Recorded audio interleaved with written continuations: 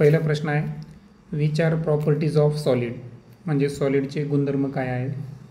तर सॉलिडला काय असतो, डेफिनेट शेप म्हणजे निश्चित आकार आहे, डेफिनेट व्हॉल्यूम म्हणजे निश्चित आकारमान, हाय डेन्सिटी म्हणजे जी घनता आहे ती अतिशय उच्च दर्जाची असते म्हणजे जास्त घनता असते, आणि नॉन कॉम्प्रेसिबिलिटी म्हणजे त्याच्यावर आपण किती बी दाब टाकला तर त्याचा शेप बदलतो का नाही, म्हणजे त्यांना आपण कॉम्प्रेस करू शकत नाही. दुसरा आहे in which physical state intermolecular force of attraction is maximum.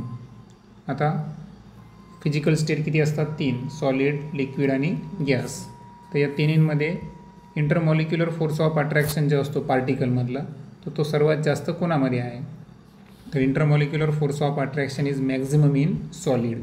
आता सॉलिडमध्ये पार्टिकल्स एकमेकांच्या अगदी जवळ असतात आणि अगदी जवळ असल्यामुळं इंटरमॉलिक्युलर फोर्स जो आहे हा सर्वात जास्त कोणामध्ये आहे, सॉलिड्समध्ये.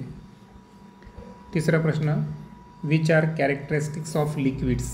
मग लिक्विडचे गुणधर्म काय आहेत. तर पहिला गुणधर्म आहे strength of intermolecular force is moderate in liquid state, म्हणजे जे इंटरमॉलिक्युलर फोर्स आहे त्याची जी शक्ती आहे तर लिक्विडमध्ये कशी आहे, मॉडरेट म्हणजे मध्यम स्वरूपाची आहे.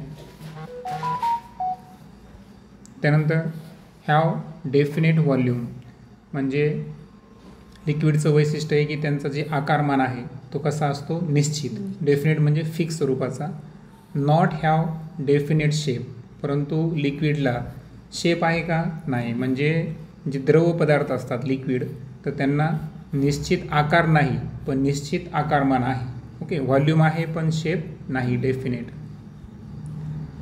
त्यानंतर आहे which are characteristics of gases, म्हणजे वायुरूप पदार्थांची वैशिष्ट्ये काय असतात.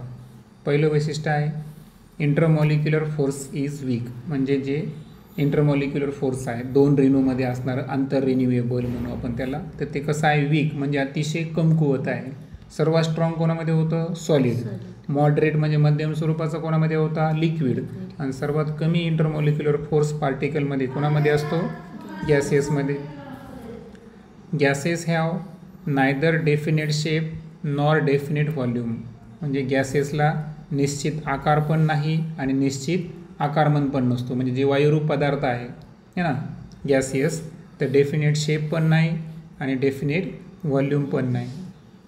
आणि 5वा प्रश्न आहे according to criteria chemical composition of matter is classified into which 3 types, म्हणजे आपण एक निकष घेतला क्रायटेरिया, ते आहे केमिकल कंपोजिशन ऑफ मॅटर, म्हणजे जे पदार्थ आहे त्यांचं रासायनिक संघटन कसं आहे, तर त्यावरून पदार्थाचे 3 गट कोणते.